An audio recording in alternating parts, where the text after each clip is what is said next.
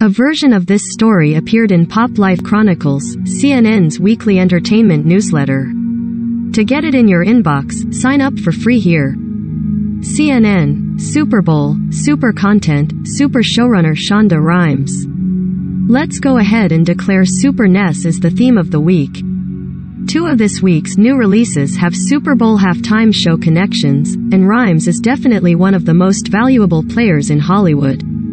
After all, there is a reason she was recently on the cover of Time magazine. The wildly successful showrunner has blessed us with hits like Grey's Anatomy, Scandal and Bridgerton. The latter was a massive success for Netflix, and now Rhimes has a new project coming to the streaming giant that I am so excited for that it leads off this edition of Pop Life Chronicles. 3 things to watch. Inventing Anna. From left, Julia Garner as Anna Delvey and Katie Lowes as Rachel in Inventing Anna. The case of Anna Sorokin, aka Anna Delvey, is one that has fascinated me since I read the New York Magazine article about her in 2018. A good con artist almost always makes for good content, and Sorokin was convicted as one of the best, pretending to be a wealthy German heiress in a scheme that defrauded so many, including banks, hotels and people who thought she was a friend.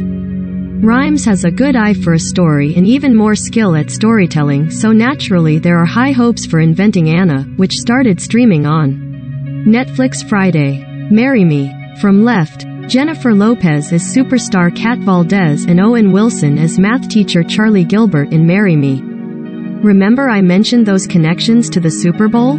Well, here's the first one. Jennifer Lopez, she who slayed the Super Bowl halftime show back in 2020, is back with a rom-com that will give you the feels. She plays a superstar singer, Big Stretch, who is set to get married during a streaming concert when she finds out her intended, played by Colombian singer Maluma, who is hot in all the ways, is a cheater. So, what does she do? Marry a guy in the concert audience played by Owen Wilson, of course. And as a bonus, the soundtrack is Prime J-Lo. Marry Me hit theaters and streaming service Peacock on Friday. Love is Blind Season 2. A scene from Love is Blind Season 2 is shown. Is there such a thing as love not at first sight?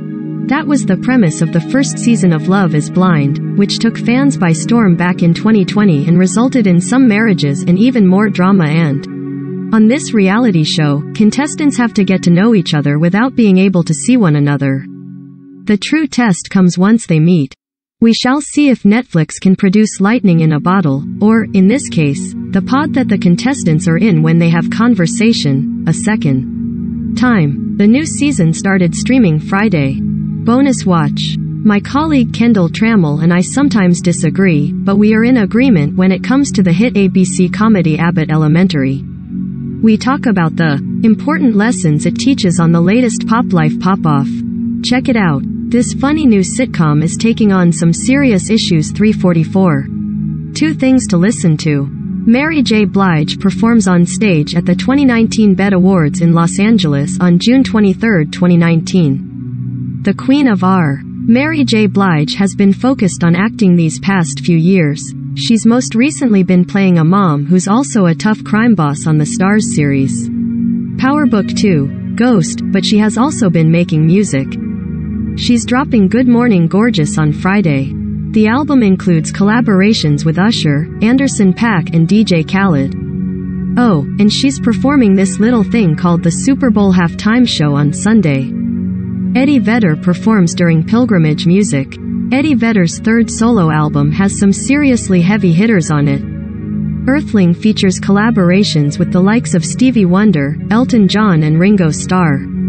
Perhaps that star power is not that shocking, given how well respected the Pearl Jam frontman is in the industry, but Vedder says Wonder did keep him and producer Andrew Watt waiting 6 hours before he showed up to the studio for his session. In between, we wrote a song, and it's gonna be a Pearl Jam song, and right now the working title is Waiting for Stevie, Vedder told Variety.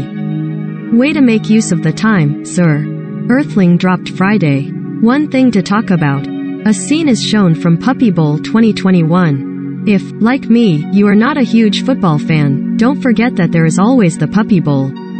Discovery offers us all the cuteness of puppies. Playing a game is not only an adorable distraction, but also a way to promote animal adoption from shelters and rescue groups. I attended a puppy bowl filming a few years ago, and it was one of the highlights of my career. It's made even better because it will be hosted once again by the most doggiest dog of them all, Snoop Dogg, and his BFF Martha Stewart. You can root for Team Rough or Team Fluff during Puppy Bowl 18 on Discovery Sunday. Something to sip on. This is a view of Sophie Stadium as workers prepare for Super Bowl 56 in Inglewood, California on February 1st. There's a meme going around that basically states that some of the Gen Z kids are about to find out who their parents really are as soon as the beat drops at the Super Bowl halftime show. I know that's right. Mary J. Blige, Snoop Dogg, Eminem, Dr. Dre and Kendrick Lamar are going to bring it. Though I can't help but wonder how many people they will have working the bleeper button because some of those rap lyrics are definitely raw. Or will they just change the words? How will it all work? The music in its unedited form isn't exactly family friendly, but the beats are banging and somebody's mama, and probably daddy, too, is sure to be twerking on.